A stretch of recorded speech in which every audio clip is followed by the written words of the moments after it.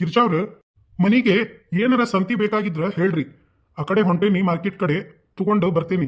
ಸಂತಿ ಏನೋ ಬೇಕ, ಮನ್ಯಾಗಿರೋ ಸಂತಿ ಎಲ್ಲ ಆ ಭಾವನಾ ಅವ್ರಿಗೆ ಅಡಿಗೆ ಮಾಡಿ ಕೊಟ್ಟೇನಿ. ಅವರು ವಾಪಸ್ ಬಂದು ದುಡ್ಡು ಕೊಡ್ತೇನೆ ಅಂತಿದ್ರು. ಕೊಡ್ತಾರೋ ಏನಿಲ್ವೋ, ನಾ ಏನೋ ಮಾಡಕ್ ಹೋಗಿ ಏನಾರ ಎಡವಟ್ಟು ಮಾಡಿದ್ನೇನ. ಒಂದ್ ವೇಳೆ ಆ ಭಾವನಾ ಏನಾರ ನನಗ ದುಡ್ಡು ಕೊಡ್ತೇ ಇದ್ರ ಇವ್ರು ಕಷ್ಟಪಟ್ಟು ದುಡ್ದಿರುವಂತ ರೊಕ್ಕನ ನಾನ ಹಾ ಮಾಡ್ದಂಗ ಆಕೈತಿ. ಛೆ ಹಂಗ ಅನ್ಕೊಂಡ ಮರ್ಗುಕ್ಕಿಂತ 4 ಮಂದಿಗೆ ಅನ್ನದಾನ ಮಾಡಿದ್ದ ಪುಣ್ಯ ಸಿಕ್ತೈತಿ ಅನ್ಕೊಂಡ್ರಾತ. ಮತ್ತಿನ್ನೇನ್ ಮಾಡೋದು, ಏನಾದ್ರೂ ಒಂದ್ ಸಮಾಧಾನ ಮಾಡ್ಕೊಂಡ ಸುಮ್ಮನೆ ಇರೋದು ಒಳ್ಳೇದು. ಗಿರ್ಜಾವ್ರ ಮನಿಗೆ ಸಂತಿ ಏನ್ ಬೇಕು ಅಂತ ಕೇಳ್ದೆ, ನೀವ ಯಾ ಲೋಕಕ್ಕೆ ಹೋಗಿದ್ರಿ? ಅದು ಏನಂದ್ರ ಮನಿ ಒಳಗಿರೋ ಸಂತಿ ಎಲ್ಲ ಅಡ್ಗಿ ಮಾಡಿ ಭಾವನಾ ಅವ್ರಿಗೆ ಕೊಟ್ಟು ಕಳ್ಸೇನಿ. ಆತಾತ. ಮನ್ಯಾಗ ಸಂತಿ ಖಾಲಿ ಆಗೈತಿ, ಭಾವನಾ ಅವರು ಇನ್ನೂ ದುಡ್ಡು ಕೊಟ್ಟಿರಕ್ಕಿಲ್ಲ, ಅದಕ್ಕ ಇಷ್ಟು ತಲೆ ಕೆಡ್ಸ್ಕೊಂಡಿರಿ. ಅಯ್ಯ, ಇಷ್ಟಕ್ಕೆಲ್ಲ ಚಿಂತೆ ಮಾಡ್ತಾರೇನ್ರಿ? ಭಾವನಾ ಅವ್ರು ಬರಾಕ ಇನ್ನೂ ಹೊತ್ತು ಎಳ್ಳೆ ಐತಿ. ಅವರು ಬಂದ್ ಕೊಟ್ರ ದುಡ್ಡು ಇಸ್ಕೋರಿ, ಇಲ್ಲಂದ್ರ ಹೋಗ್ಲಿ ಬಿಡ್ರಿ.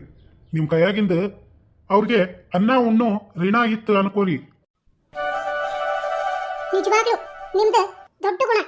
ಗಿರ್ಜಾವ್ರ ಎಲ್ಲ ನಿಮ್ಮ ಸಂಗತಿ ಸೌಹಾಸ ರೀ. ಅದಕ್ಕ ದೊಡ್ಡವ್ರು ಹೇಳ್ತಾರ ನೋಡ್ರಿ, ಹೆಂಗ ಸಂಗ್ ಇರ್ತೈತಿ ಹಂಗ ಅವ್ರದ್ದು ರಂಗ್ ಇರ್ತೈತಿ ಅಂತ. ಅಂದ್ರ ಚಿಕ್ಕ ಮಕ್ಕಳು ಎಂತವ್ರು ಸಹವಾಸ ಮಾಡ್ತಾರೋ ಅದ ಸ್ವಭಾವ ತಗೊಂಡನ ಬೆಳಿತಾರ ಅಂತ. ನಿಜ, ನೀವ್ ಹೇಳೋದು ಅಕ್ಷರಶಃ ಸತ್ಯ. ಹೆಂಗ ಒಂದು ಮಗುವಿಗೆ ಸಂಸ್ಕಾರ ಕೊಟ್ಟು ಬೆಳೆಸ್ತೇವೋ ಆ ಮಗು ಅಂತ ಗುಣಗಳನ್ನ ತಗೊಂಡ ಬೆಳಿತೈತಿ. ವೀಕ್ಷಕರ, ತಮ್ಮ ಮಕ್ಕಳನ್ನ ಒಳ್ಳೆ ವಾತಾವರಣದಲ್ಲಿ ಬೆಳೆಸ್ರಿ, ಅವರನ್ನ ಸಮಾಜದಲ್ಲಿ ಒಳ್ಳೆ ಮಾದರಿ ವ್ಯಕ್ತಿಯನ್ನಾಗಿ ಮಾಡ್ರಿ. ಗಿರ್ಜಾವ್ರ ನೀವೇನು ತೆರೆ ಕೆಡ್ಸ್ಕೋಬೇಡ್ರಿ, ಎಲ್ಲ ರೇಷನ್ ಅನ್ನ ತಗೊಂಡು ಬರ್ತೇನಿ. ಅಲ್ಲ, ಮೊನ್ನೆ ಆದ್ರೂ ಪಗಾರ ಬಂದಿತ್ತು, ಎಲ್ಲ ಸಾಮಾನು ತಗೊಂಡ್ ಬಂದಿದ್ರಿ, ಈಗ ಹೆಂಗ್ ತಗೊಂಡ್ ಬರ್ತೀರಿ? ಗಿರ್ಜಾವ್ರ ಇವತ್ತಿಂತ್ರ ನಾನ ರಾತ್ರಿ ಡ್ಯೂಟಿನೂ ನಾನ ಮಾಡ್ತೇನೆ ಅಂತ ಸೌಕಾರ ಕಡೆ ಕೇಳ್ಕೊಂಡೇನ್ರಿ. ರಾತ್ರಿ ಕೆಲಸ ಮಾಡೋರ್ಗೆ ಇನ್ನೂ ಹೆಚ್ಚಿಗೆ ಪಗಾರ ಕೊಡ್ತಾರ. ಅದಕ್ಕ ಇನ್ಮೇಲೆ ನಮಗ ಮನಿ ಬಾಡಿಗೆ, ಮನಿಗ್ ಬೇಕಾಗಿರೋ ರೇಷನ್, ಒಟ್ಟ ನಮ್ ಜೀವನಕ್ಕ ಯಾವ್ದೋ ತೊಂದ್ರೆ ಇರಂಗಿಲ್ಲ. ನೀವ್ ಏನು ತಲೆ ಕೆಡ್ಸ್ಕೋಬೇಡ್ರಿ. ಅಂದ್ರೆ ಇನ್ಮೇಲೆ ಹಗಲಿ ರಾತ್ರಿ ಕೂಡ ದುಡಿಯಾಕ ಹೋಗ್ತೀರಾ? ಗಿರ್ಜಾವ್ರ ದುಡಿಮೆ ಸಿಕ್ಕಾಗ ದುಡ್ಕೋಬೇಕ. ಸರಿ ಗಿರ್ಜಾವ್ರ, ನಾನು ಹೋಗಿ ಎಲ್ಲಾ ದಿನಸಿ ತಗೊಂಡ್ ಬರ್ತೀನಿ, ನೀವು ಬೇಗ ಅಡಿಗೆ ಮಾಡ್ರಿ, ಅಂದ್ರ ರಾತ್ರಿ ನಾನು ಕೆಲ್ಸಕ್ಕೆ ಹೋಗ್ತೇನಿ. ಸರಿ. ಪಾಪ ತಮ್ಮ ಹೊಲ್ದಾಗ ಕೈ ತುಂಬಾ ಕೆಲಸ, ಹೊಟ್ಟೆ ತುಂಬಾ ಊಟ, ಕಣ್ ತುಂಬಾ ನಿದ್ದೆ ಮಾಡ್ಕೊಂಡು ಆರಾಮಿದ್ದವರು ನನ್ನಿಂದ ಹಗಲಿ ರಾತ್ರಿ ದುಡಿಯೋ ಹಂಗಾತ. ಹೆಂಗಾದ್ರೂ ಮಾಡಿ ನಾನು ಒಂದ್ ಏನಾರ ದುಡಿಮೆ ಮಾಡ್ಕೋಬೇಕ. ಗಿರ್ಜಾ, ಭಾವನಾ ಅವ್ರೆ ಬರ್ರಿ. ಗಿರ್ಜಾ ಅವ್ರೆ, ನಾನ್ ಯಾಕಾದ್ರೂ ನಿಮ್ಮ ಮನೆಗೆ ಬಂದೋ ಏನೋ. ಛೆ ನೀವ್ ಈ ತರ ಮಾಡ್ತೀರಂತ ನಾನ್ ಅನ್ಕೊಂಡಿರ್ಲಿಲ್ಲ. ಯಾಕ್ರಿ ಭಾವನಾ ಅವ್ರೆ, ಏನಾದ ಅನ್ನೋದು ಬಿಡಿಸಿ ಹೇಳ್ರಿ. ಅಲ್ರಿ ಗಿರ್ಜಾ ಅವ್ರೆ, ಹಳ್ಳಿಯಿಂದ ಬಂದವರು ಏನೋ ಒಂದ್ ಸಹಾಯ ಮಾಡ್ರಿ ಅಂತ ಒಂದ್ 20 ಜನದ ಊಟ ಮಾಡ್ಕೊಡಿ ಅಂತ ತಮಗ್ ಹೆಲ್ಪ್ ಕೇಳಿದ್ರ ನೀವ್ ಈ ತರ ಮಾಡ್ತೀರಿ ಅಂತ ನಾನ್ ಅನ್ಕೊಂಡಿರ್ಲಿಲ್ಲ. ಛೆ ನಿಮ್ಮಿಂದ ನನ್ನ ಮಾನ ಮರ್ಯಾದೆ ಎಲ್ಲಾನು.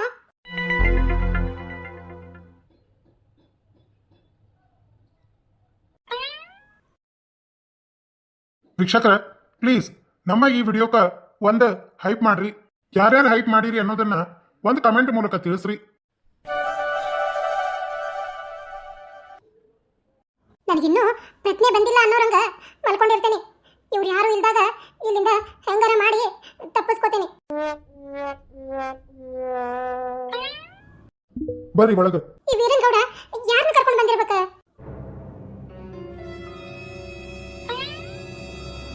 ಸರ್, ಇವ್ರಿ ಪೇಷಂಟ್ 2 ದಿನ ಆತ್ರಿ, ಇನ್ನೂ ಅವ್ರಿಗೆ ಎಚ್ಚರನ ಆಗ್ಬಲ್ದು. 2 ದಿನದಿಂದ ಯಾರ ಜೊತೆನೂ ಮಾತಾಡಿಲ್ಲ.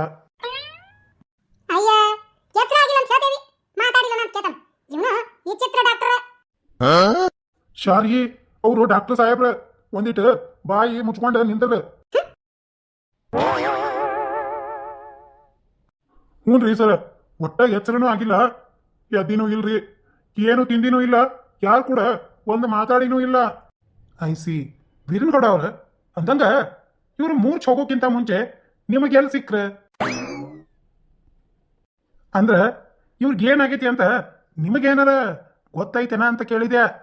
ಗೊತ್ತಿಲ್ದ ಇನ್ನೇನ್ ಮತ್ತ ಇವನ್ ನಿಂತಾನ ಮಂದಾಕಿನಿಗೆ ಈ ಕತಿ ಬಂದಿರೋದು.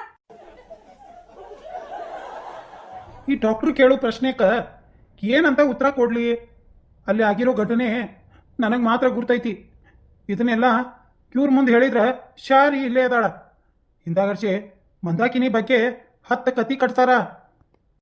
ಅಂದಮೇಲೆ ಈ ಡಾಕ್ಟ್ರಿಗೆ ಏನು ಹೇಳ್ಬೇಕು ಅನ್ನೋದ ಅರ್ಥ ಆಗ್ವಲ್ದು. ನೋಡ ತನ್ನ ಹುಡುಕು ಹೊರಗೆ ಬರ್ತೈತೆ ಅಂತ ಹೇಳಿ ಬಾಯಿ ಮುಚ್ಕೊಂಡ ಹೆಂಗ ನಿಂತಾನ. ಸರ ಅದು ನಾನು ಮೊನ್ನೆ ಭಾಳ ರಾತ್ರಿ ಮಳೆ ಬರಾಕತ್ತಿತ್ತು. ಯಾವುದೋ ಒಂದು ಕೆಲಸದ ಮೇಲೆ ಇಲ್ಲೇ ಪಕ್ಕದ ಊರಿಗೆ ಹೋಗಿದ್ದೆ. ಇವರು ಮನೆ ಕಡೆ ಹೊಂಟಿದ್ರ ಅನಿಸ್ತತಿ. ಆ ಮಳೆಯೊಳಗ ತೋರ್ಸ್ಕೊಂಡಿದ್ದಕ್ಕೈತೋ ಏನೋ ಮೂರ್ಛೆ ಬಂದ ಅಲ್ಲೇ ಬಿದ್ಬಿಟ್ರೆ. ಅದಕ್ಕೆ ರಾತ್ರಿ ಬೇರೆ ಆಗಿತ್ತು, ಮಳೆ ಗುಡುಗು ಸಿಡ್ಲು ಭಾಳ ಇತ್ತು ಅಂತ ಹೇಳಿ ಈ ತೋಟದ ಮನ್ಯಾಗ ಕರ್ಕೊಂಡು ಬಂದು ಮಲಗಿಸೀನಿ. ನಿನ್ನೆ ಒಬ್ರು ಡಾಕ್ಟರ್ ಚೆಕ್ ಮಾಡಿ ಏನೂ ಇಲ್ಲ, ಔಟ್ ಆಫ್ ಡೇಂಜರ್, ಆರಾಮಾಗ್ತಾರ, ಸ್ವಲ್ಪ ಶಾಕ್ನಾಗ ಅದಾರ ಅಂತ ಹೇಳಿದ್ರು. ಇದನ್ ಬಿಟ್ರೆ ಇನ್ನು ಬೇರೆ ಏನು ಮಾಹಿತಿನೂ ನನಗೆ ಗೊತ್ತಿಲ್ಲ. ವೀರನ್ಗೌಡ ಅವ್ರ ಇವ್ರ ಪಲ್ಸು ಎಲ್ಲ ನಾರ್ಮಲ್ ಐತಿ, ಬಿ ಪಿನೂ ನಾರ್ಮಲ್ ಐತಿ, ಹೆದರುವಂತ ವಿಷಯ ಏನೂ ಇಲ್ಲ. ಅಯ್ಯ ಯಾಸಿಮಿ ಡಾಕ್ಟರ್ಲೆ ಹೊಟ್ಟೆಗ ಕೂಸೈತಿ, ಹೊಟ್ಟೆ ಹೆಚ್ಚಿಗೆ ನೋಡ್ತಕಲಿದ ತಲೆಗ ಕೂದಲಿಲ್ಲ ಅಂತ ತಿಳ್ಕೊಂಡಿದ್ದೆ. ಈ ಬೋಡಾ ಡಾಕ್ಟರ್ಗೆ ತಲೆಗ ಬುದ್ಧಿನೂ ಇಲ್ಲ. ಶಾರಿ ಅವರು ಡಾಕ್ಟರ್ ಸಾಹೇಬ್ರ, ಅವ್ರಿಗೆ ಇಂಥವೆಲ್ಲ ಮಾತಾಡಬೇಡ. ಅವ್ರ ಕಿವಿ ಕೇಳಿಸ್ತಂದ್ರ ಮಂದಾಕಿನಿಗೆ ಟ್ರೀಟ್ಮೆಂಟ್ ಕೊಡಂಗಿಲ್ಲ. ಯಾ ಟ್ರೀಟ್ಮೆಂಟ್ ಕೊಡ್ಲಿಕ್ಕೆ ಪುಣ್ಯ ಬರ್ತೈತೆ ಅವಂಗ. ಯಾಕಂದ್ರೆ ನನಗೆ ಗೊತ್ತೈತಿ ಮಂದಾಕಿನಿ ಹೊಟ್ಟಾಗಿರೋ ಕೂಸಿಗೆ ಏನ್ ತೊಂದ್ರೆ ಮಾಡಾಕ ನೀನ ಇವ್ರನ್ನ ಕರ್ಕೊಂಡು ಬಂದಿ ಅಂತ.